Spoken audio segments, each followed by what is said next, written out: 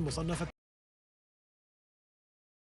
تغلبت هالب على الإسطونية أنيت كونتافيت 28 ب6-1 و6-1، وباتت هالب اللاعبة الوحيدة التي لم تخسر أي مجموعة في 5 مباريات من البطولة.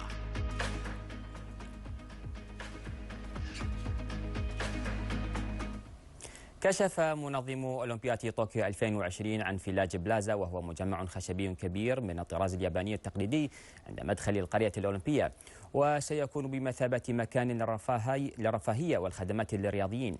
ويمتد المجمع الذي بلغت كلفته ما يقارب 20 مليون يورو على مساحة 5000 متر مربع، ويضم العديد من الغرف والمعارض شبه الخارجية. وسيحتضن المجمع خدمات عدة للرياضيين من مصارف ومراكز طبية، إضافة لمساحات مخصصة للإعلام والمؤتمرات الصحفية والمقاهي.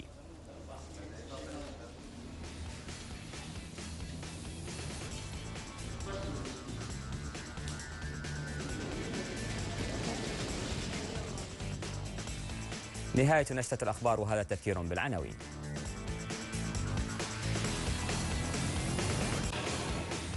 خرفكان يزيد من أوجاع الشارقة في دور الخليج العربي. وشباب الأهلي يقبض بقوة على الصدارة. منتخبنا الوطني يتأهل لربع نهائي بطولة دبي الدولية للسلة.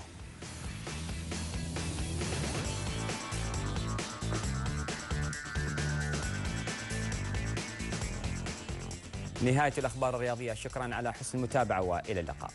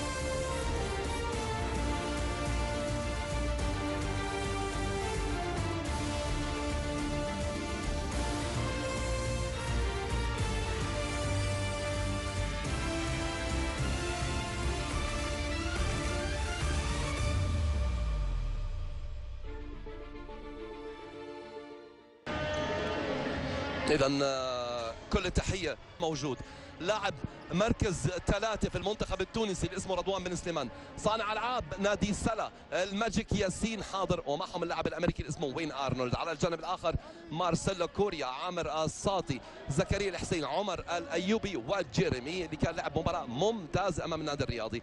قدروا يربحوا على النادي الرياضي اللبناني في مباراتهم الماضيه، وكانت مباراة للتاريخ حتى لو كان النادي الرياضي مش حاضر بتشكيلته الأساسية. واللي بيقول طبعا الرياضي مش حاضر بتشكيلته الأساسية ولذلك فاز الوثبة، لا أنا بقول فاز الوثبة لأنهم لعبوا بروح، لأنهم قاتلوا على أرض الملعب، لأنهم آمنوا بحظوظهم. والمباراة اليوم ممكن نشوف روح جديدة للفريق الحمصي، رغم أنه خبرات فريق السلا المغربي بتعطيه الأفضلية على الفريق الوثبة. برافو عليك يا سوبر ستار، برافو عليك يا سوبر ستار. بيسجل السوبر ستار اللي كان نجم فريقه خاصة في الربع الثالث أمام النادي الرياضي، سجل 4 3 بوينتس بالربع الثالث وقاد الإعصار الوثباوي. وحاليا بيبدأ الجيم زكريا الحسين وحش الثري بوينتس.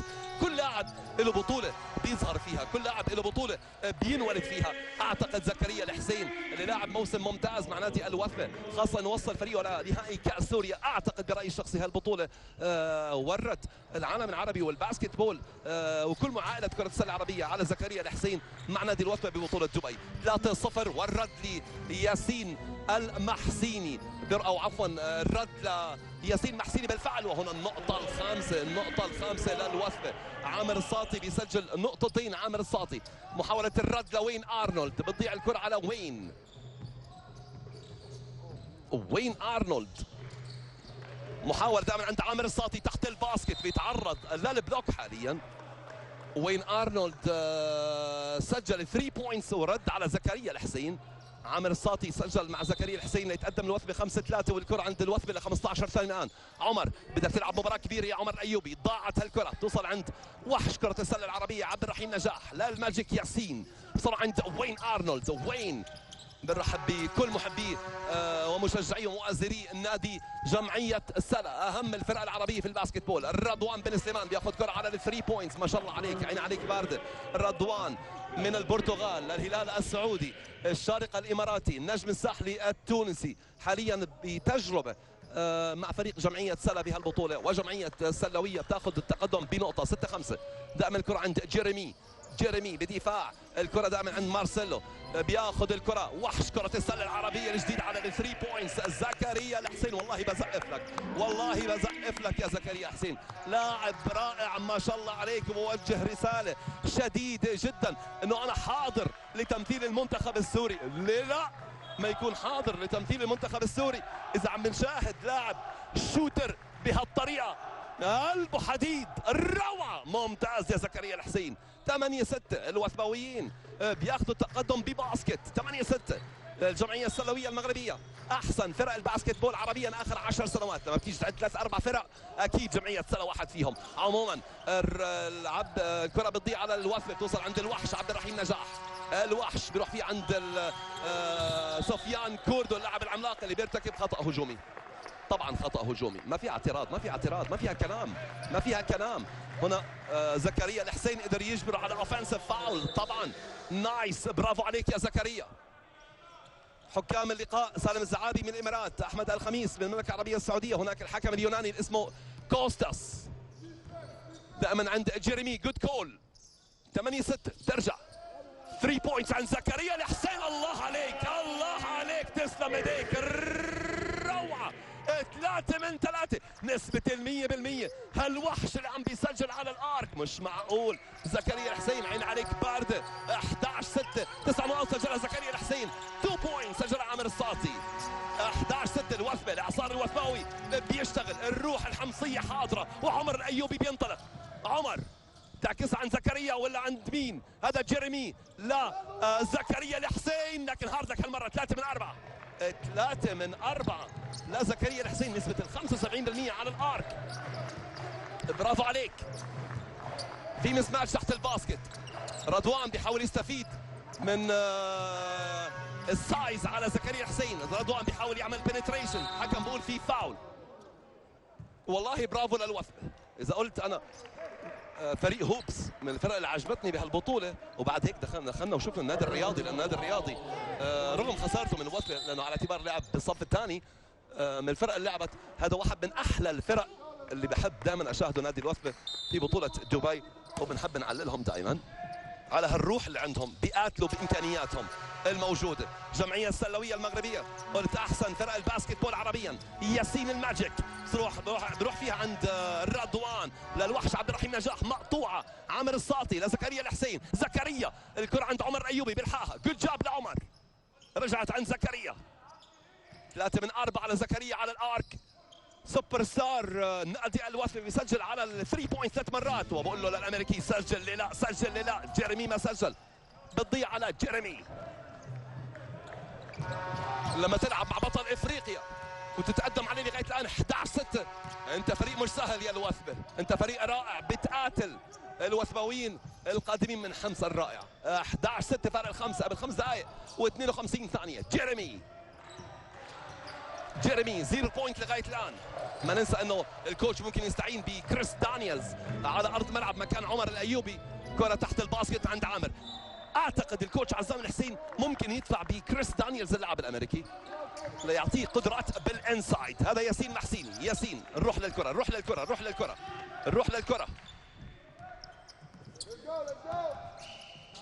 ياسين. وين ارنولد. وين وين لعبد الرحيم نجاح، هاي لو فيها فاول طبعا، وممكن لو حكم اخر يعتبرها رميتين وحيازه، خطا غير رياضي عليك يا مارسيلو، لان هون عملت فاول اعتقد ان سبورتمنت لايك، اعتقد برايي الشخصي رميتين وحيازه المفروض تتصفر، لكن الحكم اكتفى بفاول بس، لانه ما كان قصده يوقف الكره، قصده يوقف جسم اللاعب، وبالتالي القانون واضح، رميتين وحيازه. كوردو على الفري ثرو لاين بسجل الرميه الحره الاولى. سفيان لاعب ارتكاز المنتخب المغربي مترين و12 سنتيمتر، من المولود بمدينه وجده. 11-7. سفيان كوردو باول نقطه له. سفيان ان اوت، كره ضاعت، برافو عليك يا عامر. عم تلعب ثالث مباراه لك يا عامر لغايه الان بمستوى ممتاز، حابين نشوفك على الاوفنس بطريقه افضل، لانه نادي الوثب الان محتاجك على مستوى الهجوم. سجلت نقطتين، مارسيلو لغايه الان 0 بوينت. عامر عندك نقطتين، عندك درايف رو على الباسكت، عامر تاخذ كره صعبه كثير على 3 نقط، صعبه مش مطلوبه، لكن برافو عليك يا عمر الايوبي، بيربح الريباوند. الجمعيه السلويه مطالبين بالبوكس اوت، لاعبي جمعيه السلا مطالبين بالدفاع. عمر كرة عند مارسيلو، بياخذ الجامب شات، ومارسيلو اول باسكت له بالجيم. 13-7 مارسيلو كوريا. شو هالفريق اللي انولد بهالبطوله، شو هالفريق اللي هذا الكوتش ابدع ليعمل انسجام بينهم، الكوتش عزام الحسين. طبعا لما تشوف فريق بيتركب بالبطوله بيلعب بهالطريقه، بينسجم اللاعبين السوريين مع اللاعبين الاجانب، مع اللاعبين حتى زي عامر الساطي اللي قتل هالبطوله، او حتى عمر اللي بيشوت على الثري بوينتس عموما ضايعه. يلا يا عبد الرحيم نجاح، يلا يا محسيني، يلا يا رضوان. حابين نشوف مباراه كبيره للجمعيه السلويه. فيها فاول على زكريا الحسين، سوبر ستار هالجيم. 3 من 4 على الثري بوينتس، 9 نقط برصيده، مع اول خطا شخصي على زكريا الحسين. 13-7. اي فوز بيأهل نادي الوثب للدور ربع نهائي. على مستوى النقاط راح يكون في حسبه بين الفرق الثلاثه، الاتحاد السكندري عفوا بينه وبين السلا ونادي هوبس. قبل هالمباراه نادي هوبس ضمن مركزه الثالث نادي هوبس، وراح يلاعب النجم الرادسي التونسي في الدور ربع نهائي. عموما الكره عند وين ارنولد. وين خلينا نتخيل نادي الوثبه متقدم بفارق 6 بوينتس. اللاعب الامريكي جيرمي لنادي الوثبه ما سجل اي نقطه، لكن موجود حاليا على الريباوند. طبعا لعيب ورانا مباراة الرياضي انه قادر يدخل ويعمل بنتريشن، يقدر يسجل من الاماكن البعيده. اعتقد عامر الصادي المفروض يتبدل يا كوتش عزام. كرة عند الجمعيه السلويه، وين ارنولد راح على الباسكت، برافو عليك يا وين، روعه السلا.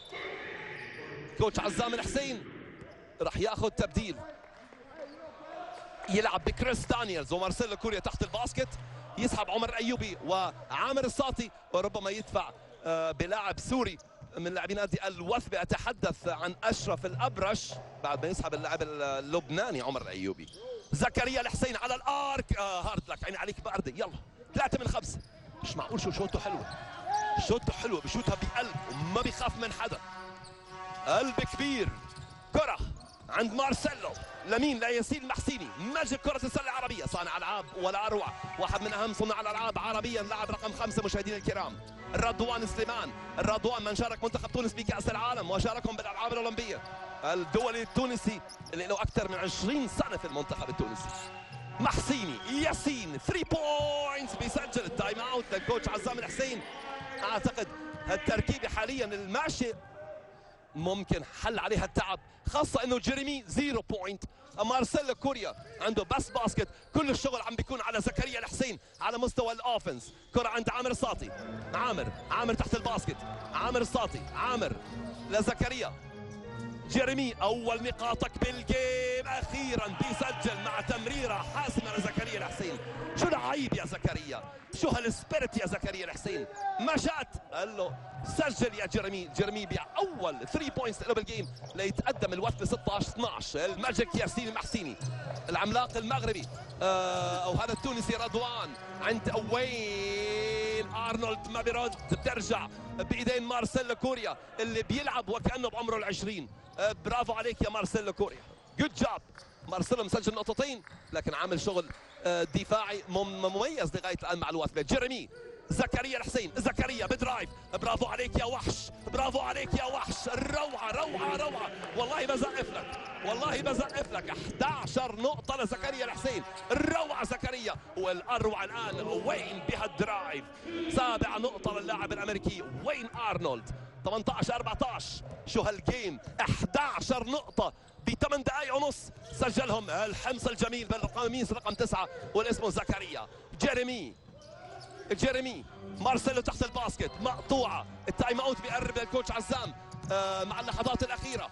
الكوتش سعيد مرتاح لأنه فريقه عنده لاعبين خبرات. هنا تايم اوت اللي بيقرب بينطلب حاليا. الروعة جمعية سلا المغربي بهالترانزيشن. يا ريت مخرجنا أحمد إمام تعطينا اللقطة الأخيرة، الباسكت الأخيرة اللي سجلها العملاق التونسي رضوان بن سليمان. سوبرمان كرة السلة العربية غائب عن جمعية سلا. أتحدث عن زويتا، لكن ما بيمنع أن هنا سوبرمان آخر اسمه رضوان بن سليمان بيطلع بيسجل. أنهى عبد الحكيم زويتا إصاباته، وأكيد أنهى عبد الحكيم زويتا الإصابات والعملية الجراحية اللي قام بها، لكن كان هناك عدم اتفاق مع جمعية سلا المغربي فيما يتعلق ببعض وتجديد العقود. هو ومحمد شوعة زميلي زكريا الفقيه بيحدثني عن زويتا، حدثني عن كل شيء للجمعية السلوية يا زكريا. عموما 18-16 فارق الباسكت قبل دقيقة و17 ثانية على الربع الأول. 11 نقطة من أصل 18 سجلهم زكريا الحسين بهالجيم.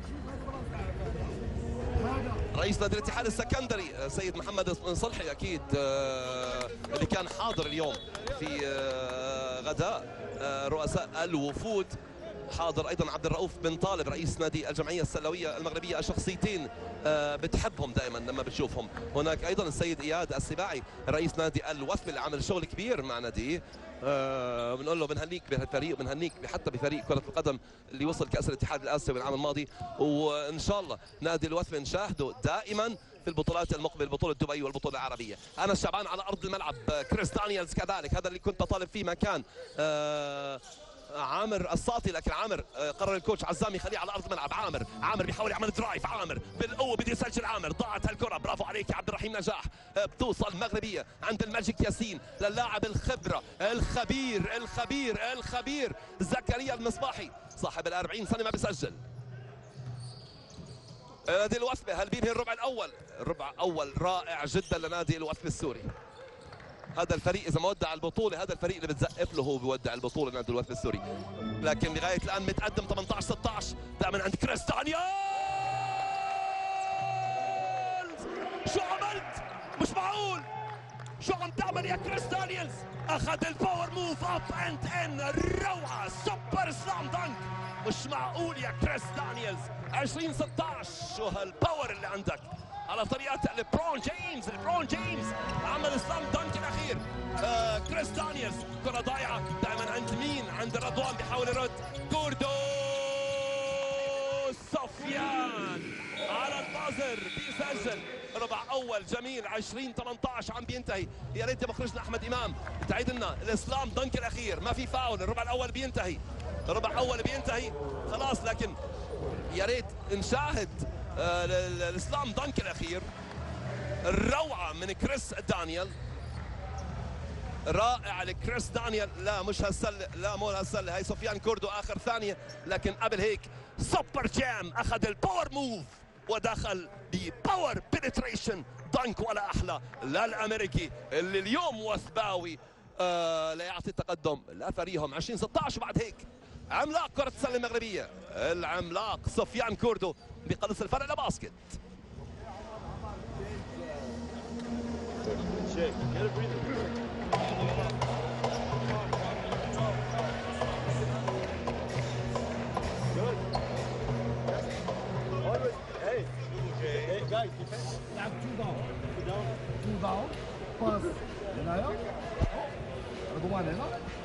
زكريا هنا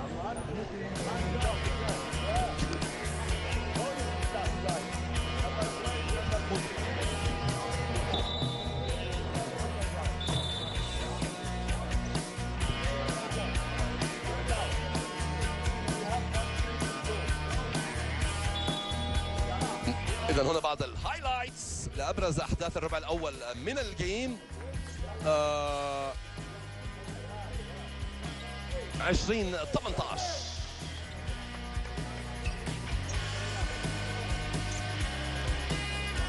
الفريقين حاضرين على أرض الملعب من جديد مشاهدينا الكرام.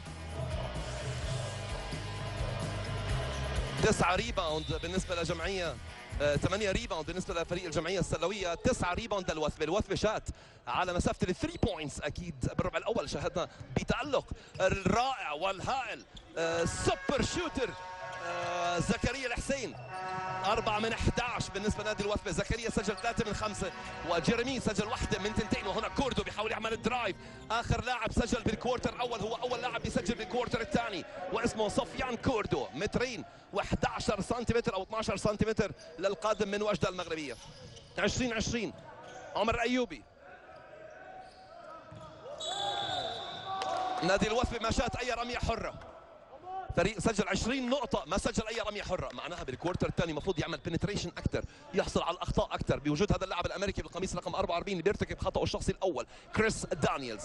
بدك تلعب بقوة تحت الباسكت. هالقوة مش معناها البوش للاعب المدافع وبالتالي ما ترتكب خطأ هجومي. الكوتش سعيد البوزيدي بيشرك حمزة جدي على أرض الملعب. هنا زكريا المصباحي على الثري بوينتس الخبير 0 من 2 وهنا فيها فاول بينحسب على عامر الساطي ضد رضوان بن سليمان. رضوان بن سليمان اللي كان عنده 5 نقط بالكوارتر الأول من الجيم. خطأ شخصي أول على عامر الساطي. هذا رضوان بن سليمان قلت لعب بكأس العالم مرتين مع منتخب تونس وتواجد بالألعاب الأولمبية بلندن 2012. كان واحد من اللاعبين اللي لعبوا ضد الراحل كوبي براينت مشاهدينا الكرام. رضوان بن سليمان احترف في البرتغال، لعب للهلال السعودي، لعب للشارقة الإماراتي وبطبيعة الحال موجود الآن ولعب مع النجم الساحلي التونسي وربح معهم بطولة الأندية العربية وحاليا موجود بدون شك مع فريق الجمعية السلوية أو فريق جمعية السالة المغربية. 3 من 4 لجمعية سلا على مستوى الفري ثرو لاين. كرة عند عمر الأيوبي محتاجك اليوم الوثبة على مستوى الأوفنس. تمريرة ولا أحلى والفاول على حمزة جدي. حمزة جدي بيرتكب الفاول.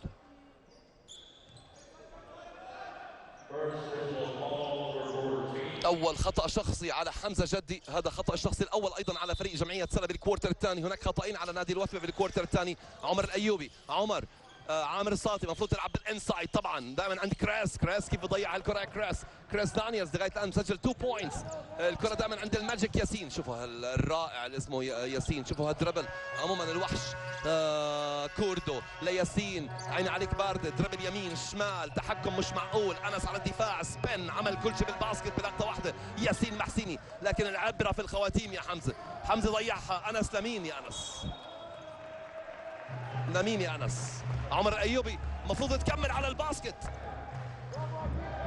لكن دائما ما لازم اللوم اللاعب وين يفترض يكون. المفروض الممرر يمرر وين يكون زميله في المكان الموجود فيه زميله. رضوان مع تير راوند بياخذ الجامب شوت ضايعه. برافو عامر الساطي. مباراه كبيره لعامر الساطي اليوم على مستوى الديفنسيف ريباوند. عامر الساطي بالقميص رقم 31 عامل ثالث ريباوند له بالجيم. ترجع عند زكريا البيج مان الرائع اليوم. 3 من 5 الوحش زكريا. 11 نقطة لزكريا. هنا كريس دانييلز. عندك 4 ثواني 3 ثانيتين. معقول ما عم تسمع الكاونت داون الموجود بالقاعة هنا بصالة الشيخ مكتوم بن محمد آل مكتوم. دائما عند زكريا باسكت ان لا بتضيع لكن في فاول. الفاول على أنس شعبان. هذا الفاول الأول على أنس والثالث على نادي الوثبة بالكوارتر الثاني. فاول موجود. سفيان كوردو راح يكون على الفري ثروز. لغاية الآن جمعية سلا 3 من 4. برافو سفيان كوردو بيسجل الرمية الحرة الأولى. بيسجل الثانية سفيان. برافو عليك. لغاية الآن نادي الوثبة مسجله بالكوارتر الثاني. بالنسبة للجمعية السلوية مسجلين 6 نقط 6-0 رن دائما عند أنس. الجمعية سلا بالزون ديفنس 3 بوينتس. جهز حاله جهاد أو زكريا. هنا عمر الأيوبي. عمر ضاعت يا عمر، برافو عليك يا كريس دانييلز. عمر أيوبي واو واو واو واو، شو حلو هالكت منك يا عمر، شو هالتمريرة الحلوة منك يا كريس. وهنا الكرة بتضيع على الجمعية السلوية. عند مين؟ عند أنس. الكرة لجمعية سلا أعتقد الكرة لجمعية سلا. هذا زكريا المصباحي اللاعب الخلوق كابتن المنتخب المغربي، واحد من الكباتن الكبار اللي أعلنوا اعتزالهم دوليا مؤخرا. زكريا المصباحي قدم كثير هو مصطفى الخلفي لكرة السلة المغربية، اثنين في صناعة ألعاب المنتخب المغربي، كل واحد بفريق، وزكريا فريقه وعشقه جمعية سلا. ياسين محسيني، ياسين اللي بيحمل الجنسية البلجيكية، ياسين المحسيني. كرة تحت الباسكت، كوردو. دخول اللاعب النيجيري بجمعية سلا واللي اسمه بيلو. كرة بتضيع، ان ان اوت. يا سلام عليك يا عامر الساطي، اليوم 4 ديفنسيف ريباوند لغاية الآن. دخول اللاعب النيجيري بتشكيلة الكوتش سعيد البوزيدي. خروج عبد الرحيم نجاح.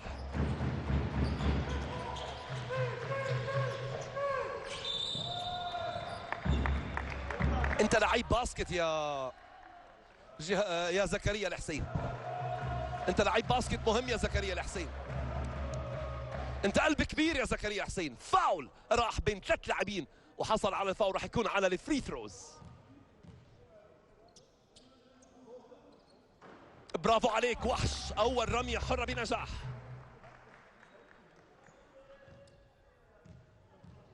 اول رمية حرة بنجاح وعبد الرحيم نجاح على البنش. 2 من 2. 24 تاي جيم. 13 نقطة مسجلها زكريا الحسين. ياسين محسيني، ياسين صار عند حمزة جدي لياسين بالانسايد.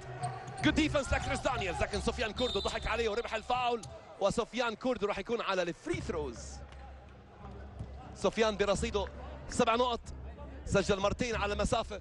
هنا في فاول رقم 2 على أنس شعبان. أنس تحمل عبء الدفاع وعمل الهلب. برافو لأنس، عمل روتيشن ليدافع على لاعب مش هو عم يدافع عليه من الأصل. سفيان كوردو 3 من 3 على الفري ثرو لاين. النقطة الثامنة لسفيان.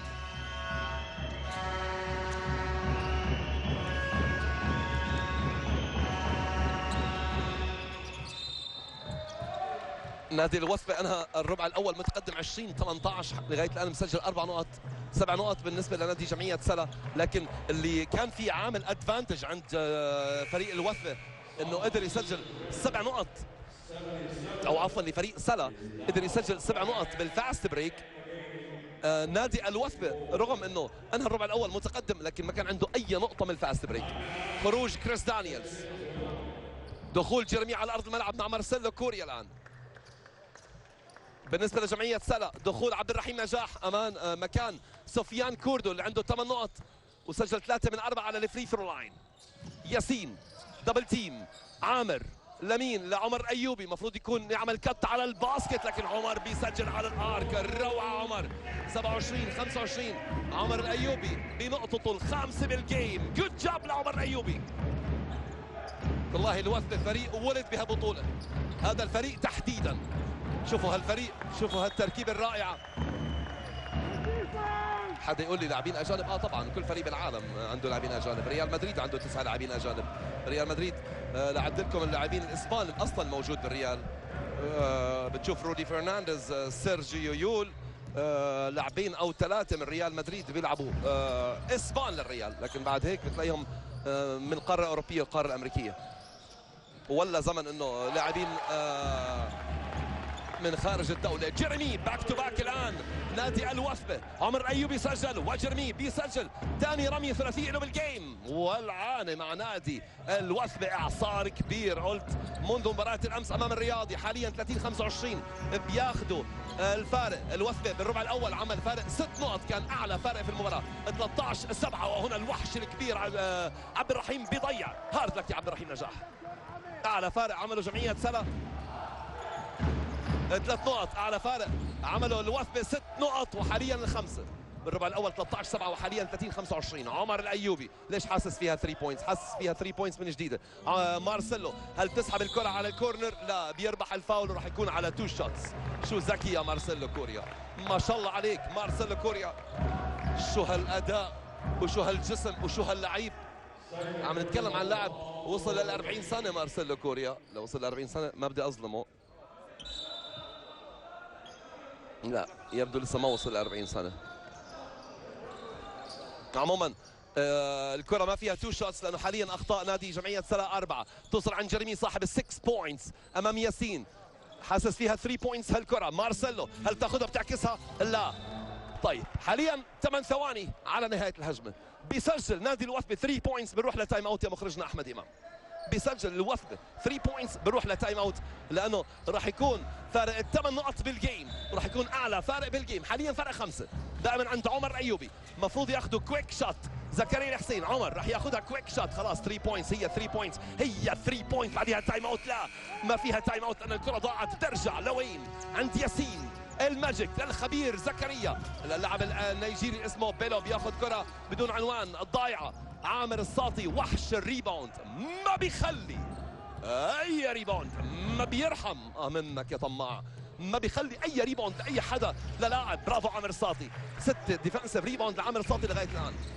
عمر ايوبي، عمر 3 بوينتس، هي 3 بوينتس، هي ثاني 3 بوينتس بتضيع على التوالي. ترجع مغربيه الجمعيه السلويه، فيها فاول واضح على زكريا الحسين. بدك تنتبه يا زكريا لانه مثل هيك فاولات بتتصفر خطا غير رياضي. هيك فاولات بتترك المهاجم يطلع ويعدي عنك وتحاول توقفه زي هيك، معناها خطا غير رياضي. على مسؤوليتي انا، الحكم احتسبها فاول، لكن على مسؤوليتي بقول لك زي هيك فاولات خطا غير رياضي. رميتين وحيازه ما فيها شك. لعيب رايح على الفاست بريك، انت هدفك توقف اللاعب مو الكره، القانون واضح. زكريا المصباحي على الفري ثرو لاين الاولى بنجاح. جود جاب زكريا. اول نقطه للخبير المغربي اللي اعلن اعتزاله مع المنتخب المغربي. تم تكريمه بشكل كبير في بطوله الانديه العربيه. نادي جمعيه سلا استضافوا بطوله الانديه العربيه 3 مرات، وللاسف في 3 مرات ما قدروا يربحوها. بال 2014 بال 2017 خسروا، وبال 2019 خسروا. وحاليا عامر الساطي لمين؟ لجيرمي، سجل 6 نقط، رايح ل9 نقط، رايح 9 نقط، لا ضاعت. والريباوند نادي الوثبة ما لازم يشوت على 3 بوينتس، لما تشوت الاولى ضاعت، الثانيه ضاعت، الثالثه ضاعت، لازم تنوع وتلعب بالانسايد، تعمل بنتريشن لتربح الفري ثروز. خاصه انه فريق جمعيه سلا عنده اكثر من 4 فاول، لذلك اي احتكاك معناها رميتين. الخبير على 3 نقط، عيني عليك بارده. روعه زكريا بيسجل على الارك نقطته الخامسة، وعم بنشاهد 5 نقاط دون رد. 5 نقاط دون رد لجمعية سلا لفريق الوثبة. ليش؟ لأنه فريق الوثبة شاتوا 3 كرات على ال 3 بوينتس. برأيي هاي سلة محتسبة، هاي سلة محتسبة. 32-30 اعتراض غير قانوني او ما يسمى بالباسكت بول الجول تندينج. 32-30 دخول اللاعب رقم 15 بتشكيلة الكوتش سعيد البوزيدي. أتحدث عن بدر الدين أزوكا. هاي الباسكت اللي سجلها مارسيلو، شالها حمزة جدي، لكن جول تندينج لأنها لمسة البورد. 32-30 3 دقائق. الكرة دائما عند زكريا لمين؟ لابيلو. ضاعت. اعصار وثباوي على مستوى الدفاع. الاوفنس هل بيستمر؟ زكريا بخبره بيوقف. من وين لك هالخبره كلها؟ من وين لك هالشوتينج كلها؟ عيني عليك بردش وحريف باسكت، لكن ضاعت هالكره. 13 نقطه يا زكريا. حتى الكره الضايعه حلوه، حتى الكره الضايعه من زكريا حسين حلوه. عموما 32-30 دقيقتين و41 ثانيه. الجمعيه السلويه المغربيه على الاوفنس، على الوحش عبد الرحيم نجاح، الخبير العربي زكريا المصباحي. يا سلام عليك يا لعيب يا لعيب يا لعيب، ممتاز يا كابتن عبد الرحيم نجاح. راح على البيس لاين وسجل عبد الرحيم نجاح كانه لاعب جارد ولا كانه لاعب بيج جاي. بول فيك، راح على البيس لاين وسجل نقطه التعادل. عبد الرحيم نجاح للفريق الجمعيه السلويه المغربيه. هاي اول باسكت لعبد الرحيم نجاح. اي فاول اي تاتش راح يكون رميتين حرتين. الوثبه ما زال في بطوله دبي، الوثبه ما زال في بطوله دبي وعنده حظوظ كبيره بعد الاداء اللي عم بيقدمه في مباراه اليوم. جمعيه سلا بغض النظر على النتيجه راح يكون متاهل للدور المقبل، لكن قلت على مستوى المراكز لانه جمعيه سلا عنده 3 فوز اوريدي، فوزين للاتحاد السكندري و3 خسارات، فوزين للوثبة وخسارتين، بالتالي إذا اليوم ما فاز راح يتعادل الاتحاد السكندري مع الوثبة، فارق النقاط ممكن يطلع الاتحاد السكندري خارج البطولة. عموما وين أرنولد على الآرك بيسجل نقطة العشرة، دبل ديجيت للاعب الأمريكي، أول لاعب يوصل لحاجز العشر نقاط بفريق جمعية سلا. شفنا سفيان كوردو سجل 8 نقط، وين 10 بوينتس. حاليا زكريا الحسين هو هداف الجيم ب 13 نقطة، عامر الساطي على 3 نقط. ليش الاستعجال؟ جود ريباوند لبيلو، هذا اللاعب اسمه بيلو، اللاعب النيجيري. هنا اللاعب الامريكي وين ارنولد، ضاعت الكره ان اوت عند زكريا الحسين. دقيقه ونص على نهايه الشوط الاول. هنا في ووكينج عم بينحسب.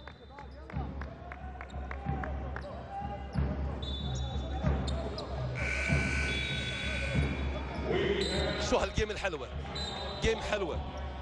ابناء الكوش سعيد البوزيدي، اللاعبين الجايين من مدينه مغربيه جميله وعندهم جمهور ولا اروع. جمعيه سلا،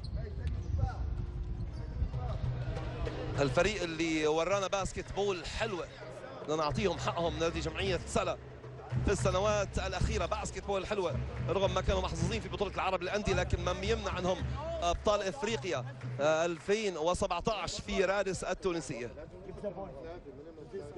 بقياده طبعا زويتا وشوعة مع الاسماء الموجوده، والكوش سعيد البوزيدي اللي راح فتره لتونس ورجع يشرف على تدريب جمعيه سلا. بنقول لك ويلكم باك كوتش سعيد البوزيدي. outside Marcelo and عمر. وصف لعبها. اوكي. run no problem. باص دغري بيخلص. لا تفوت قبل ما يستلم الطابة، لا تفوت. انت كون برا لما بيستلم بيبرم.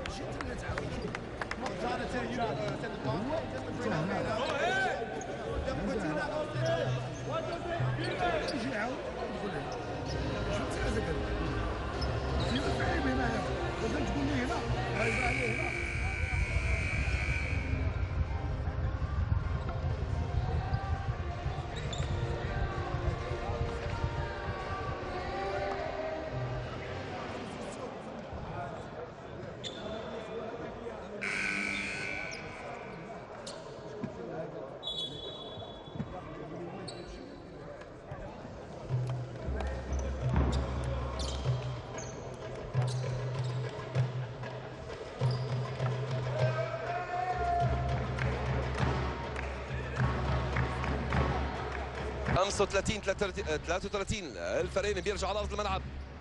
في فاول بينحسب يبدو، خلينا نشوف تكنيكال فاول انحسب. زكريا بيسجل، جود جاب لزكريا، 14 نقطة للحسين. جماهير الوثبة الجميلة اللي عم تآزر فريق هنا صالة الشيخ مكتوم بن محمد آل مكتوم. نتمنى طبعا الجالية المغربية تيجي وتآزر نادي سلا، لأنه سلا مش فريق سهل، فريق مرشح للبطولة. دائما عند زكريا المصباح، بدر الدين أزوكا، زكريا، كرة عند الوحش عبد الرحيم نجاح تحت الباسكت، جود جاب لعبد الرحيم نجاح ونايس باس لزكريا، ممتاز عبد الرحيم نجاح، النقطة الرابعة بالجيم. 37-34. جيريمي عندك 6 بوينتس، عمر الايوبي عندك 5 نقط، زكريا عندك 14، وهنا بدر الدين أزوكا بيرتكب خطأه الشخصي الأول بالجيم. الخطأ بفاول، الخطأ برميتين. بيعجبني الفريق اللي بيستغل السكند تشانس.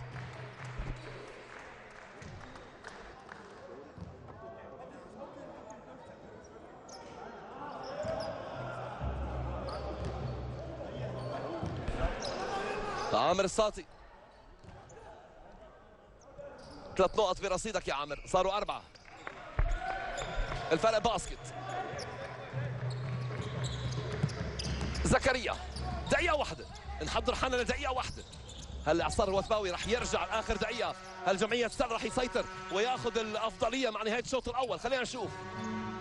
بيلو، زكريا، وين خطير، وين ارنولد، نايس باس، لكن لوين دفاع ولا اروع. 14 ثانية من جديد، ليه؟ لانه في تدخل بالقدم على الكرة.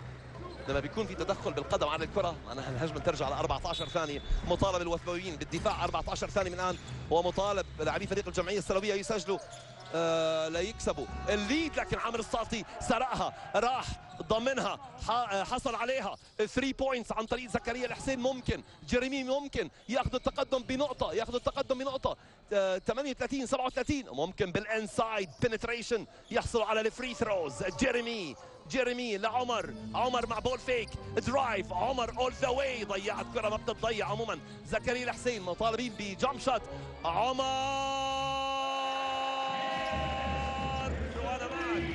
وانا معك عمر الايوبي بنقطة الدم بالجيم. 38 37. المغامرة الوثبوية في بطولة دبي بتستمر وبيتقدموا بنقطة مع نهاية أحداث الشوط الأول من هالجيم. جيم حلو كتير عم بتكون بين الوثبة وفريق جمعية سلا المغربي. إذا 38 37. مشاهدينا الكرام، هيك كانت نتيجة الشوط الأول.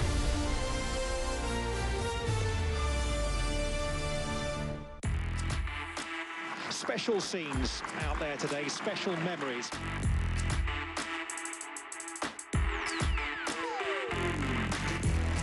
Well, it's just unbelievable. Tim Johnson is part of a stellar field as the European Tour visits the kingdom. تابعوا بطولة السعودية الدولية للجولف من الخميس إلى الأحد في الأوقات التالية على دبي الرياضية الثانية.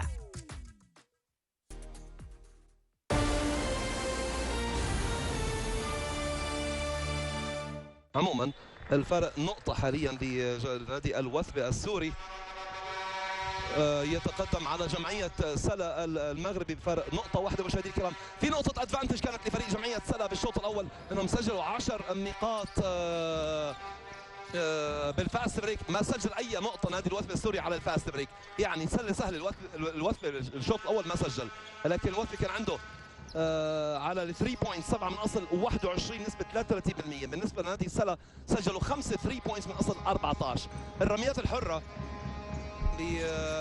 الحرة لنادي سلا 8 من 10 بالنسبة طبعا للفريق الوثبة السوري، سجلوا 7 من 21 على او عفوا 5 من 7 على مسافة الرميات الحرة. أعلى فارق عمل الوثبة السوري فارق 6 نقاط 13-7 بالربع الأول. أعلى فارق عمله جمعية سلا المغربي بدي أذكر 24-20 فرق الأربعة مع بداية الكوارتر الثاني تحديدا. لاعبين البنش بنادي الوثبة ما قدموا الشيء الكبير. النقطتين لكريس دانييلز، هذا عامر الساطي بيسجل نقطة السادسة كلاعب أساسي، بدأ المباراة بالستارتنج لاين اب. كريس دانييلز اللاعب الأمريكي سجل بس سلة واحدة، رغم هيك نادي الوثبة متقدم بنقطة، يعني لو ارتفع من مستواه شوي راح يعطي الإضافة لنادي الوثبة بالكوارتر الثالث. نادي الوثبة بدفاع المنطقة حاليا رضوان بن سليمان، الرضوان بيتلاعب بكريس دانييلز بيحاول يسجل، ضاعت على الريباوند الملك عامر الساطي. اليوم عامر الساطي عامل لغاية الآن 6 ريباوند عن الشعبان عند كريس. شو حلو كتير، روعة ممتاز ديانا الشعبان، وأحلى من كريس دانييلز بسوبر سلام دانك بإيد واحدة. 42-37. التقدم دائما ب5 نقط، التقدم ب5. على فكرة الوثبة تقدموا ب5 بالهيك، كانوا متقدمين 30-25، بعدها عاد سلا 30-30. هذا ثاني تقدم بيعمل الوثبة بفارق 5 نقاط بالجيم. كرة ممكن عند واو كريس دانييلز اون فاير، كريس دانييلز اون فاير بيسجل على الارك. اول مرة بالجيم نادي الوثبة بيتقدم ب8. الاعصار الوثباوي كنت راح اتحدث عنه بالكوارتر الثالث امام الرياضي، عمل فارق. راح نشوف اعصار ثاني زكريا ياسين وين ارنولد، الماجيك ياسين على الارك. لعيب يا ياسين، روعة ياسين، جود جوب لياسين المحسيني. وهاي نقطة السادسة ياسين بالنسبة لجمعية سلا المغربي، هاي سادس كرة بيسجلوها على ال 3 بوينتس. بدي أذكر زكريا الحسين كان عامل 3 من 6، حاليا 3 من 7 على الارك. بتضيع على زكريا، بدك تركز شوي. عموما 6 3 بوينتس سجلها سلا، 8 3 بوينتس سجلها الوثبة، 24 نقطة للوثبة على الارك من اصل 45. كوردو تحت الباسكت، نايس فوت وورك ضائعه، وعامر الساطي ملك الريباوند، 7 ديفنسيف ريباوند لعامر الساطي، جود جوب لعامر. انس شعبان تحت الباسكت، كريس دانييلز، الحكم بقول نو فاول، بتضيع تورن اوفر، كره ضايعه على الوثبه، حاليا هي سابع كره بتضيع على الوثبه بالجيم. انس، يا سلام عليك يا انس، بيروح فيها عن زكريا، بيطلبها كريس، مش معقوله هالكره بتضيع، مش معقوله كيف هالكره ضاعت. ثامن كره بتضيع، ثامن كره بتضيع على الوثبه، وثاني كره على التوالي ضايعه على الوثبه. بالنسبه لجمعيه سلة المغربي ضيع الكره 8 مرات. اتقدم نادي الوثبه باول شوط 12 دقيقه و14 ثانيه، اتقدم نادي جمعيه سلة بالشوط الاول من اصل 20 دقيقه، اتقدموا 5 دقائق 25 ثانيه. عموما بنرجع من جديد، كره مقطوعه، تورن اوفر على جمعيه سلة، جود ديفانس للوثبه السوري. سلة المغربي بتورن اوفر جديد، هو التاسع بالجيم، اجبرهم دفاع القوي للوثباويه، وهذا جمهورهم الحاضر على ضياع الكره 9 مرات. كريس دانييلز نايس باس، يا سلام عليك يا انس، مش معقول يا انس. انس مره اعطاه تمريره هيك بالارض وراح عمل سلام دنك، وحاليا عم بيعطيه كره ولا احلى، وبيسجل كريس دانييلز اللي عم بيكون ملك الكوارتر الثالث. كريس صار برصيده 9 بهالكوارتر، مسجل 7 بالشوط الاول، سجل بس سله واحده. سفيان كوردو، الكره عند الرضوان، يلا يا رضوان، يلا يا رضوان، الرضوان على الارك، ضاعت. انس عامل شغل كبير، انس عامل شغل كبير صدقوني، شعبان عامل شغل كبير، وبروح رياضي بقول له ياسين كفك. جود جاب انس شعبان، الفاول على ياسين محسيني. ترجع جيريمي، كريس دانييلز بيطلب الكره تحت الباسكت، كريس ضاعت، برافو سفيان كوردو، برافو لجمعيه سلة، فيها فاول على انس، هو الثالث بالجيم. انس 0 بوينت، لكن تمريراته الحاسمه، قد ايه بيروح على الدفاع، قد ايه بيقاتل، قد ايه بيعمل روتيشن، وقد ايه بيوقف الترانزيشن اوفنس اللي بيحاول يعمله سفيان كوردو. الفاول احتسبه الحكم اليوناني كوستاس. رضوان الدولي التونسي عند الدولي المغربي سفيان كوردو، الرضوان 1-2 بيحاول يلعبوا، عامر بالدفاع، رضوان وين رايح؟ توصل عند وين، ما بيرحم هاللاعب، ما بيرحم ابدا، وين رايح، وين سجل، وين بنقطته 12 بالمباراه، 12 نقطه لوين ارنولد. 47-42. انس لجيريمي، لغايه الان جيريمي عامل 6 بوينتس. ساطي، عامر بيحاول يعمل درايف، نايس سبين، عامر فيه، يا سلام عليك يا عامر، يا سلام عليك، والله عم تلعب مباريات ممتازه. اول مباراه لكن 3 مباريات لعامر الساطي سوبر، ما عليه كلام. اول مباراه لسه ما كان داخل بالاجواء، عامر بعد هيك بيعلن نفسه نجم لنادي الوثبه بالبطوله، مع زكريا الحسين، مع جيريمي، مع كريس دانييلز، مع عمر الايوبي، مع الابرش، مع الكوتش عزام الحسين، مع الجمهور الحلو الموجود داخل ارض الملعب، والجمهور الموجود بيأزرهم بحمصه، بنحييهم وين ما كانوا بسوريا، لكن ما بيمنع عنه الجمعيه السلويه المغربيه جمهور كبير في قاعه البعزاوي هناك في المغرب في مدينه سلا، ايضا بنحييهم وين ما كانوا لانهم محبين ومتابعين لبطل افريقيا 2017 والمسيطر على البطوله المغربيه في السنوات الاخيره. الوحش عبد الرحيم نجاح بيسجل على الفري ثرو لاين، دائما تقدم بفارق 7 بوينتس. زكريا او عفوا اللي سجل عامر الساطي على الفري ثرو لاين، رفع الفارق ل7. عبد الرحيم نجاح على البنش، عبد الرحيم نجاح على البنش. سفيان كوردو على 3 نقط، واو يا سفيان كوردو، بيج باكيت للعملاق الامريكي. 3 بوينتس حلوه كثير، سوبر 3 بوينتس لسفيان كوردو. اول محاوله سفيان كوردو في البطوله كره او في المباراه. نرجع عند الابرش، فاول على ياسين محسيني، ياسين بيدخل بمشاكل اخطاء شخصيه، هذا ثاني خطا شخصي عليه في خلال 3 دقائق على ياسين محسيني، يعني كان ما عمل اي فاول بالشوط الاول. الابرش على ارض الملعب بياخذ مكان انس شعبان، كره عند كريس دانييلز تحت الباسكت، كريس ضيعت ايزي لعب يا كريس دانييلز. برجع لاعب بيقاتل كريس دانييلز بكل قوه. زكريا، كوردو، كريس دانييلز على الدفاع، سفيان ده من عند الرضوان، هنا فيها سويتش. كرة عند ياسين، درايف درايف درايف درايف والماجيك ما بيسجل. توصل سوريا لابرش، عامر الساطي، عامر سبن، ضيعتها يا عامر، ضاعت على الوثبة. حاليا 9 كرة بتضيع على الوثبة بالجيم. 3 دقايق و57 ثانية. محسين ياسين، زكريا مصباحي، كرة دائما عند وين ارنولد. وين رضوان، نايس باس يا وين. رضوان بن سليمان بيقلص الفارق. النقطة رقم 9 للعملاق التونسي، النجم التونسي الكبير رضوان بن سليمان.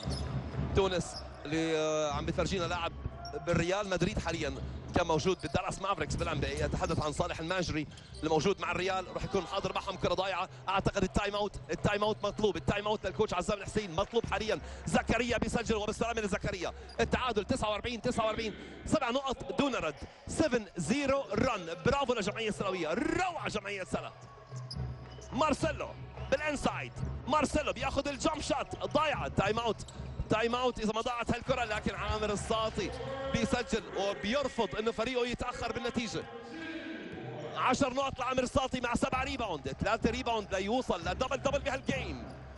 ياسين، وين ما بيرحم على الثري بوينتس، ما بينترك ابدا. طبعا جود جاب لوين ارنولد. وين ارنولد بنقطته ال 15 نقطه لوين ارنولد، 11 نقطه لسفيان كوردو. سجل زكريا المصباحي 7 نقط، وسجل رضوان بن سليمان 12 نقطة. عبد الرحيم نجاح أيضا من اللاعبين اللي سجلوا بالشوط الأول، لكن هناك كرة مقطوعة. أعتقد الوثبة محتاج لتايم أوت. كرة عند عامر الساطي، عامر لزكريا الحسين، بياخذها على الآرك لكن ضايعة، ما عنده أي تشويس، أخذها بآخر لحظات. 3 بالنسبة لزكريا الحسين، 3 من 8 على الثري بوينتس بعد ما بدأ الجيم ب3 كرات ورا بعض. وين ارنولد درايف، رضوان بالانسايد، باسكت ان ورميه حره اضافيه. باسكت ان ورميه حره اضافيه. 51 دقيقتين و4 ثواني على نهايه الكوارتر الثالث من الجيم.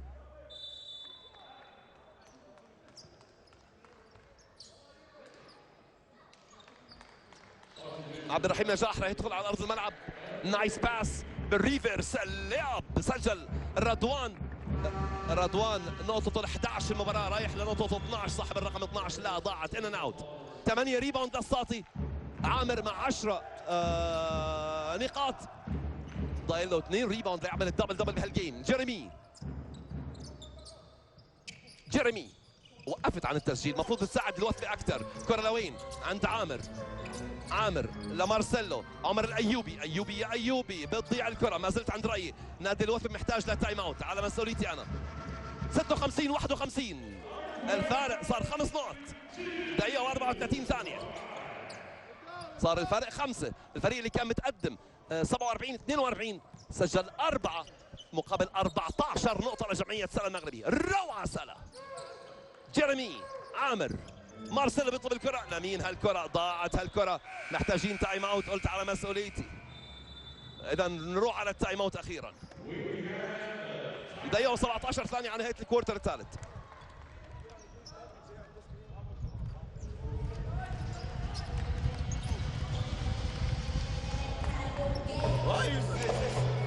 All system overs, right?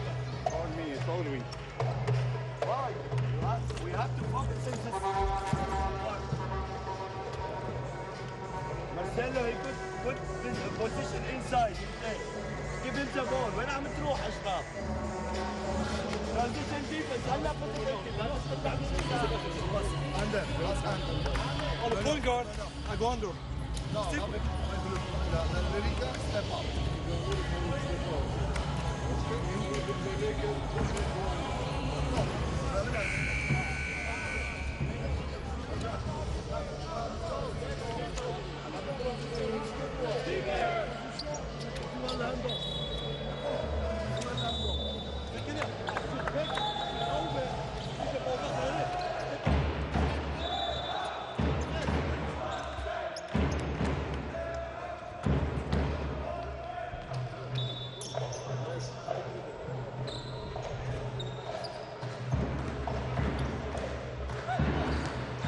نرجع على ارض الملعب من جديد. الكره بحيازه جمعيه سلا. ياسين محسيني.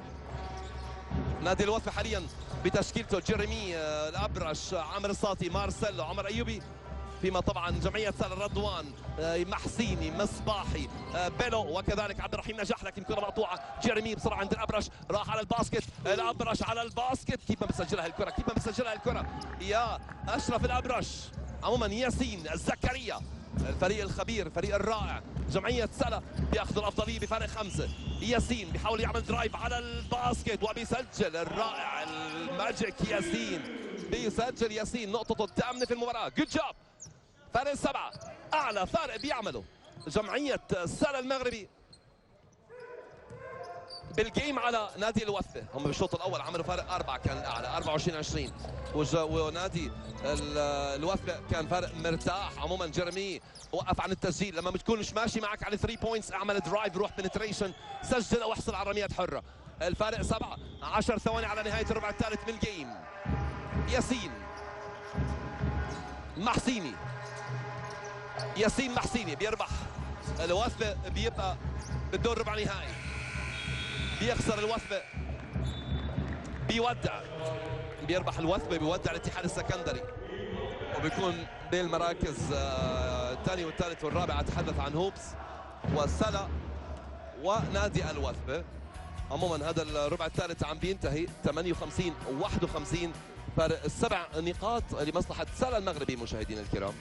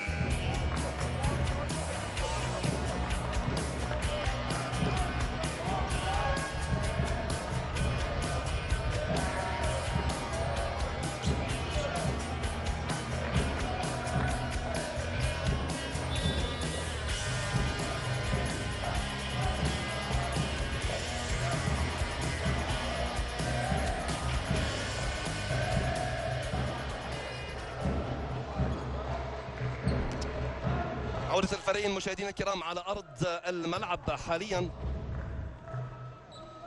58-51، الربع الأول انتهى 20-18 لنادي الوثبة. بعد هيك 19-18 لجمعية سلا المغربي، ثم 21-13 أعلى فارق في الربع الثالث. الفارق أصبح 7 نقاط، وحاليا 10 لا ريباوند بيكون لنادي الوثبة، وحاليا هذا الرقم 28 على مستوى الريباوند لنادي الوثبة. بالمناسبة جمعية سلا عملوا 25 ريباوند. الوثبة السوري نزلت نسبتهم على 3 بوينتس. الوثبة السوري 8 من 27 نسبة 29%، 8 من 19 بالنسبة لسلا نسبة 42%. وهنا كرة ضائعة دائما عند الرضوان، بيسجل اوف ذا جلاس، نقطته ال15 في المباراة. 15 نقطة لرضوان بن سليمان بالمباراة. عم نشاهد هالجامب شات لرضوان بن سليمان وبيسجل نقطتين رضوان. الفارق أصبح 9. فيها ووكينج. انس بدك تنتبه، انس لزكريا الحسين، زكريا بيحاول يعمل الدرايف، لعيب يا زكريا، لعيب يا زكريا، زكريا بيسجل بها الدرايف الممتاز. نقطة 16 لزكريا الحسين. زكريا في المباراة عامل 3 من 8، 60-53، الفارق 7. رضوان لمين؟ لياسين محسيني. رضوان لياسين على ال 3 بوينتس، لعيب يا ياسين، هارتلك ما عليه، اخذ جامب شوت ولا احلى ياسين. دائما عند جيريمي. الوثبة السوري لسه عم بدافع عن مغامرته للبقاء في البطولة. بيفوز الوثبة السوري، يخرج الاتحاد السكندري النصري. مشاهدينا الكرام،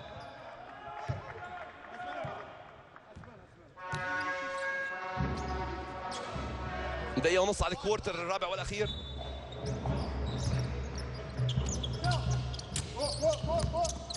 ترتيب هالمجموعة، المجموعة الأولى مشاهدينا الكرام، الاتحاد السكندري حاليا بالمركز الرابع لأنه عنده فوزين وثلاث خسارات، لعب مباراة أكثر من الوثبة، الوثبة عنده فوزين وخسارتين. السلا عنده 3 فوز خسارة. هوبس بعد مباراة أنهى مبارياته اليوم عنده 3 فوز خسارتين.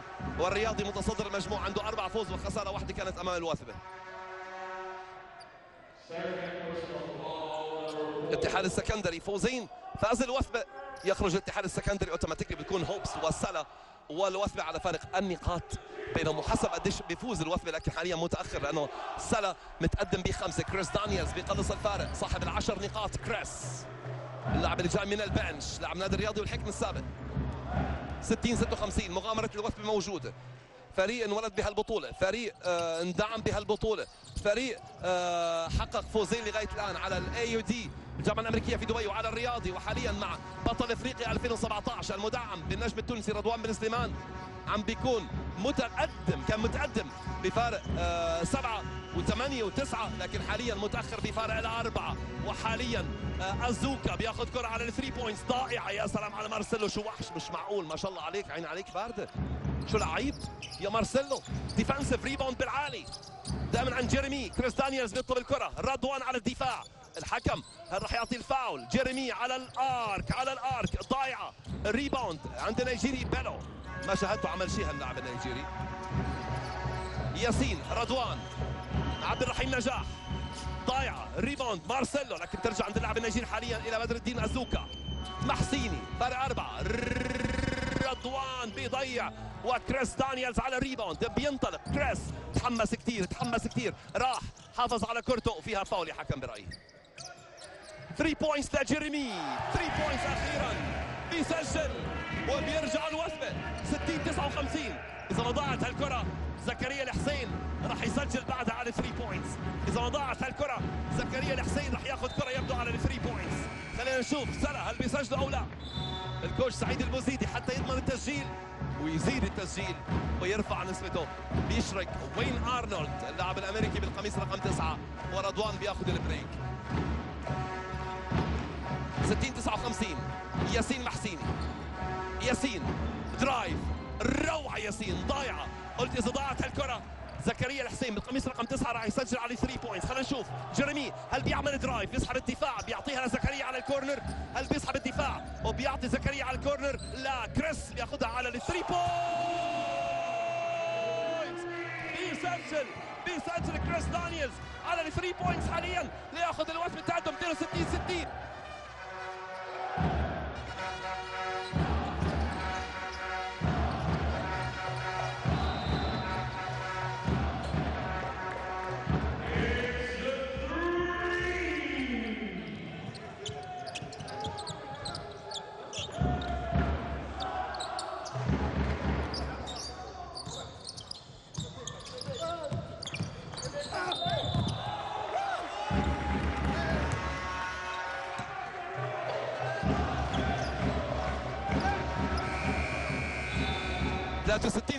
بيرجع الجمعية السلوية بياخذ تقدم بنقطة.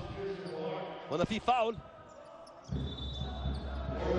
تبع عند نادي الوثبة. بدر الدين ازوكا على البنش، ياسين محسيني على البنش.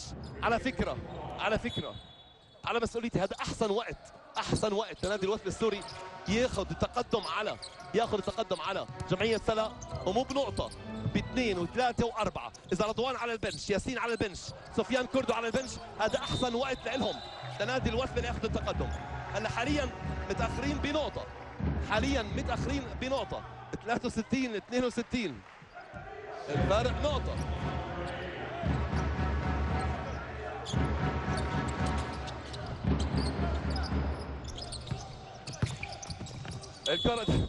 الكرة دائما عند مارسيلو كوريا.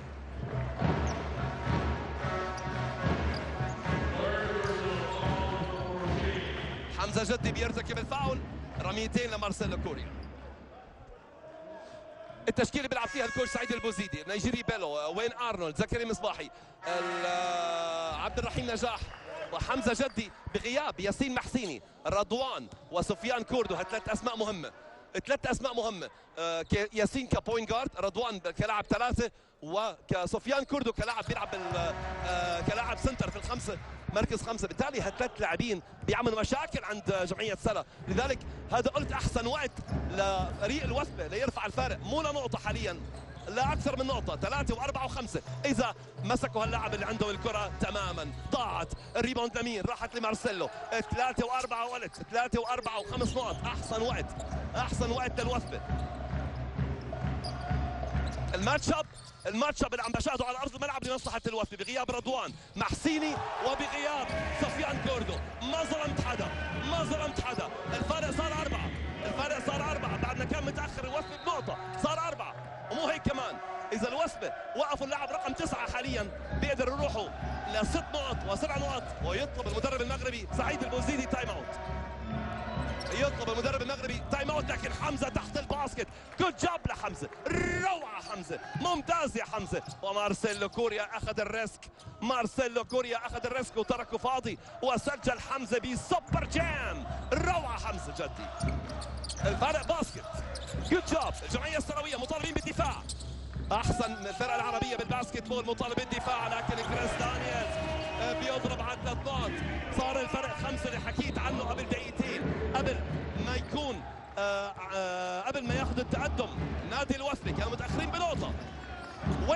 وين ارنولد تحت الباسكت، حكم شو بقول؟ فيها فاول. برافو وين. وانا مع حكم اللقاء، طبعا فيها فاول. اللاعب رقم 99 جيرمي عم بيرتكب الفاول، هذا خطأه الشخصي الاول. الفارق 5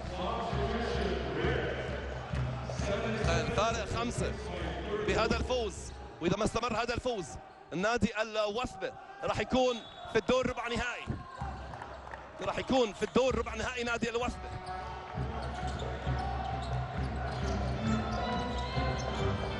يكون ثاني، يكون ثالث، يكون رابع حسب عدد النقاط اللي يفوزها.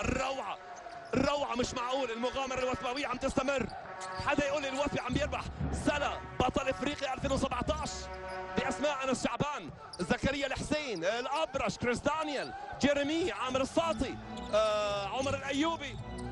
بقول له لا، كريس دانيال، كريس جيرمي على الارض.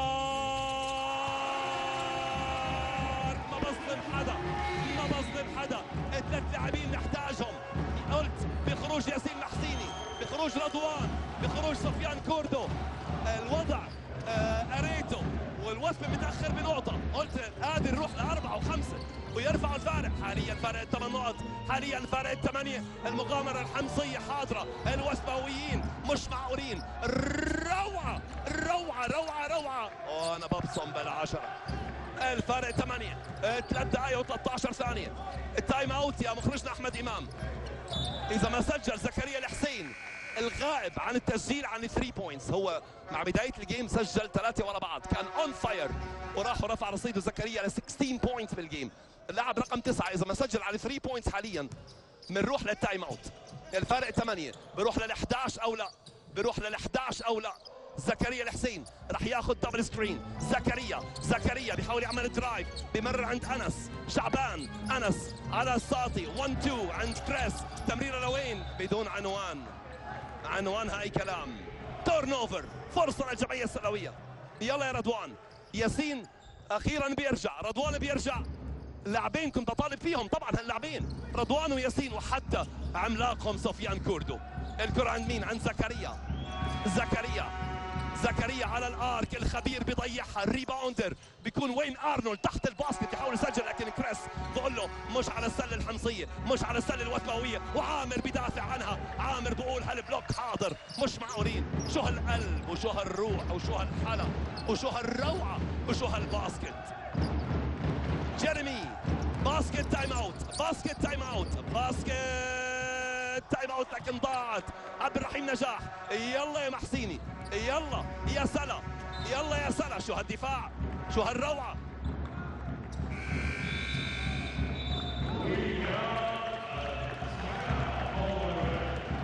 حاليا تايم اوت اللي تحدثنا عنه مشاهدينا الكرام. الوثبه قد يكون ثاني المجموعه. اذا ما فاز باكثر من 4 بوينتس راح يكون ثاني المجموعه. تخيلوا هذا الاديب عتاسي اداري الوثبه، هذا عزام الحسين، هذا الكوتشنج ستاف، والله مرتبين والله مرتبين، تنظيم على اعلى مستوى بهالفريق. لا شفت لاعب اعترض يا مخرج الاحمد، لا شفت لاعب اعترض على قرار حكم، لا شفت لاعب بيتحدث بالتايم اوت، لا شفت اي خروج عن النص، شفت تنظيم عالي لهالفريق، شفت بس روح حلوه من اول البطوله حتى هذا اليوم. الفارق 8 سفيان كوردو، زكريا او عفوا رضوان بن سليمان وياسين محسيني كانوا الثلاثه على البنش. وقتها قلت هذا احسن وقت للوثبه يرفعوا الفارق، بالفعل كم داخلين بنقطه، حاليا طالعين ب8، يعني عملوا فارق 9، عملوا فارق 9. بالتالي الكوتش سعيد البوزيدي عم بيشرك ياسين محسيني ورضوان بن سليمان، بقي سفيان كوردو وحيدا على البنش، وان شاء الله عمرك ما بتكون وحيد يا زكريا او يا ياسين. لا زكريا ولا ياسين، اتحدث عن سفيان. عموما زكريا المصباحي، دقيقتين و13 ثانيه، الحمصيين الرائعين لغايه الان موجودين في الدور ربع نهائي، بهالنتيجه هن في المركز الثاني. خروج الاتحاد السكندري المصري من البطوله.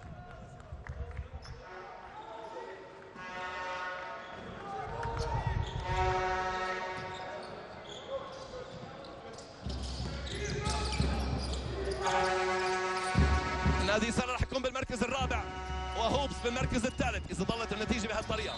هنا في فاول على عمر الايوبي، طبعا جاي وحش لبناني بيلعب بنادي المتحد واسمه عمر وكنيته الايوبي ليدافع حاليا عن حظوظ نادي الوثبه.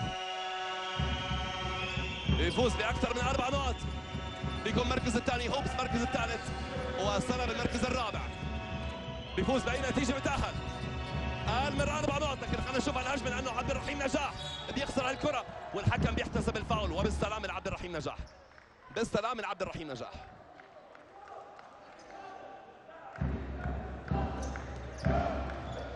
الوثبة فاز بأقل من 4 نقط راح يكون بالمركز الرابع، لكن على الأقل راح يضمن تأهله. طبعا بيفوز بأي نقطة بيتأهل والاتحاد السكندري بيخرج من البطولة. هنا الفاول بالسلامة للوحش كرة السلة العربية عبد الرحيم نجاح. نطالب بعودة الدوري المغربي لكرة السلة، رسالة نوجهها للاتحاد المغربي، نطالب بعودة الدوري المغربي لكرة السلة المتوقف منذ شهور طويلة.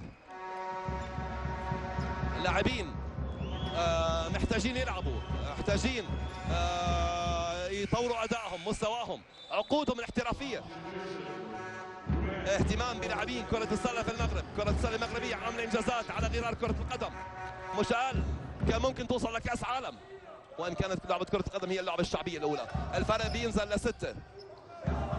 زكريا الفقيه بقول لي عبد الحكيم زودت قريب ليوقع لفتح الرباطي. عموما هو كان في ما راح اقول خلافات، ما تم الاتفاق على تجديد عقد مع الجمعيه السلويه، لا هو ولا شوعه. وهنا كوريا مارسيلو بيسجل الوحش، بيسجل الوحش السوري، الوحش السوري بيسجل النقطه العاشره، والوحش زكريا الحسين بيخطف الكره. شو هالثقه، شو هالثقه، مش معقول يا زكريا الحسين، شو هالثقه اللي بتلعب فيها يا زكريا. مخرجنا احمد امام، مخرجنا احمد امام، لو عندك هاللقطه اللي قطع فيها الكره ومرر يا ريت تعطيني اياها. الكره اللي قطع فيها اللاعب رقم 9 الكره ومرر فيها بعدين، لا اللقطه اللي قبليها اللاعب رقم 9 قطع الكره، زكريا الحسين قطع الكره ومرر للاعب الابرش اشرف او اشرف الابرش. بالسلامه. الفرق 8 دقيقه و22 ثانيه. مش معقول كيف قطعت الكره ومش معقول كيف مررتها، وكأنك عم تلعب بفرندي جيم، وكأنك عندك خبرات كبيرة ومباريات دولية كبيرة. لاعب رقم 9 زكريا الحسين صاحب 16 نقطة، هذا هو زكريا الحسين أمامنا.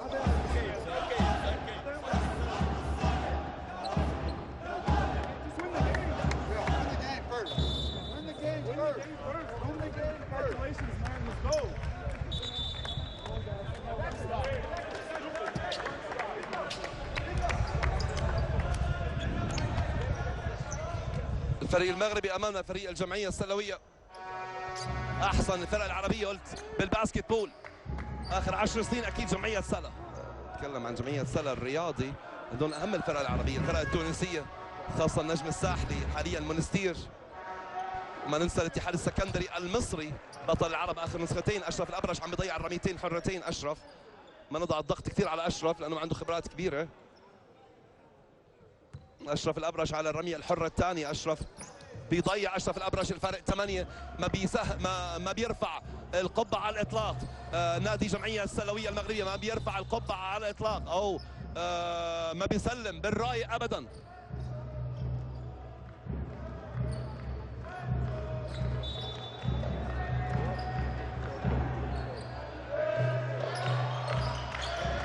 هنا في فاول. الكره مصلحه جمعيه السله. 14 ثانيه من الان. مطالب جمعيه السله بالتسجيل بكل هجمه بكل هجمه. قلت اذا فاز الفريق الوثب السوري باكثر من 4 راح يكون بالمركز الثاني. كوتش عزام الحسين عم تكتب تاريخ يا كوتش عزام لغايه الان، عم تكتب تاريخ، لكن المباراه لم تنتهي بعد. لكن هنا وين ارنولد بيخلص الفرق ل5 18 نقطه. اذا فاز باقل من 4 راح يكون في المركز الرابع. إذا فاز في المباراة خروج الاتحاد السكندري المصري. عمر أيوبي. زكريا الحسين حضر حالك ل 3 بوينتس. عمر عندك درايف مهم تحوله على الباسكت. لمين هالكرة يا عمر أيوبي؟ 46 ثانية أخيرة.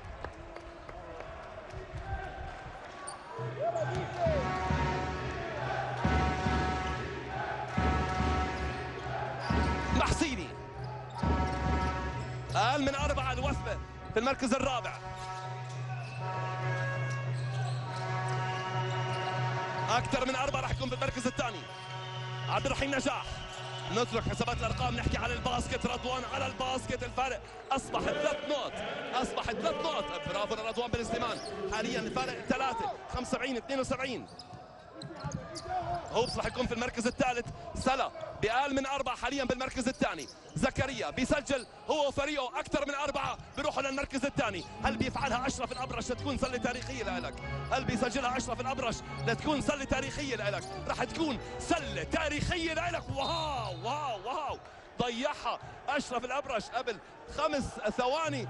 الفارق 3 حاليا بهالنتيجة. جمعية سلا بالمركز الثاني. هوبس بالمركز الثالث.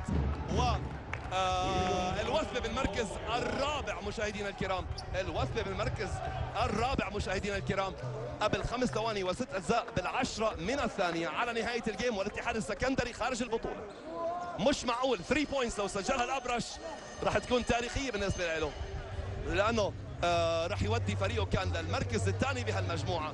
وراح يكون 3 بوينتس للاعب بعد ما ضيع رميتين بضغط عليه كان بشكل كبير. عموما خلينا نشوف. المباراة لم تنتهي بعد لأنه الجمعية السلوية قادر على معادلة الأرقام ب 3 بوينتس حاليا.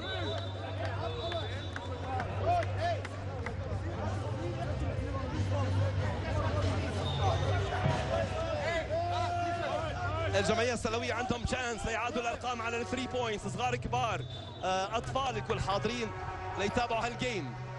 طيب شو مطلوب من نادي الوثبة؟ مطلوب من نادي الوثبة ما يعطوا اللاعب رقم 9 وين ارنولد 3 بوينتس. هذا اولا. مطلوب من نادي الوثبة ما يعطوا اللاعب رقم 7 3 بوينتس. ومطلوب من نادي الوثبة يضغطوا على لاعبي جمعية السلة. جمعية السلة المفروض يشتغلوا مع وين ارنولد او زكريا المصباحي. وين ارنولد او زكريا المصباحي. 75 72. محاولة. كرة ضائعة. الوقت بينتهي. الوثبة في الدور ربع نهائي. الوثبة في الدور ربع نهائي مشاهدينا الكرام. الوثبة رابع المجموعة حاليا بفوزه بفارق 3 نقاط على جمعية السلة اللي بيكون بالمركز الثاني. هوبس بالمركز الثالث. لكن لغاية الآن في تايم اوت ولا أروع. يا ريت مخرجنا أحمد إمام، يا ريت مخرجنا أحمد إمام تروح عند عزام الحسين. نعطيه حقه نعطيه حقه. كل حدا بيتعب نعطيه حقه. هيك تعودنا عبر دبي الرياضية. عزام الحسين هذا المدرب اللي يطلب التايم اوت قبل 4 أجزاء من الثانية. يعني يا دوب 1 تاتش. هل بتدفع بكريس دانييلز يا كوتش؟ هل بتدفع بالامريكي كريس دانييلز؟ سله لو سجلوها قبل 4 أجزاء من الثانية بتوديهم من مركز لمركز. بتوديهم من متذيل المجموعة للمركز الثاني. لتكون امورهم اسهل في الدور ربع نهائي. لتكون امورهم اسهل في الدور ربع نهائي. انتصار تاريخي. فوز تاريخي للوثبة على جمعية السلة المغربي. بطل افريقيا 2017. هذا الفريق مش متمرن اكيد منذ فترة طويلة، لكن هذا مش عذر ولا عذر للنادي الرياضي امس حتى بخسارته امام الوثبة حتى لو كان بالصف الثاني، لانه الفريق بمن حضر. الفريق بمن حضر بطبيعة الحال. أول مرة نادي الوثب السوري بيشارك في بطولة دولية، أول مرة نادي الوثب السوري بيربح مباراتين خارج سوريا في بطولة دولية. حاليا هاي المباراة الثالثة لهم، بالتالي هون تأتي قيمة هذا الفوز لغاية الآن. 75-72 فارق الثلاثة. هل بيسجلوا سلة تاريخية تنقلهم للمركز الثاني؟ هل بيسجلوا سلة تاريخية حاليا تنقلهم للمركز الثاني؟ زكريا الحسيني تأخرت الوقت بينتهي 4 أجزاء بالعشرة من الثانية. 75-72 جمعية سلا في المركز الثاني، هوبس المركز الثالث، وحاليا في المركز الرابع عم بيكون نادي الوثب.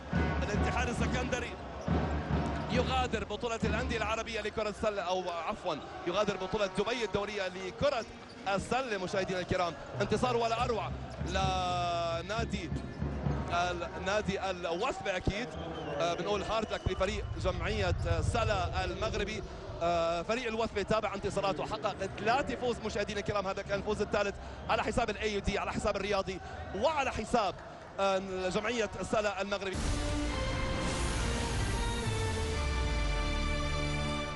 Manila, here we go! Oh, the big kibosh! It's the night freaking Irene! What more have they got left in the tank? These two incredible martial artists. Oh my! They're giving it their all. This is one for the ages. One championship. فاير فيوري الجمعة 2:30 ظهرا مباشرة على دبي الرياضية.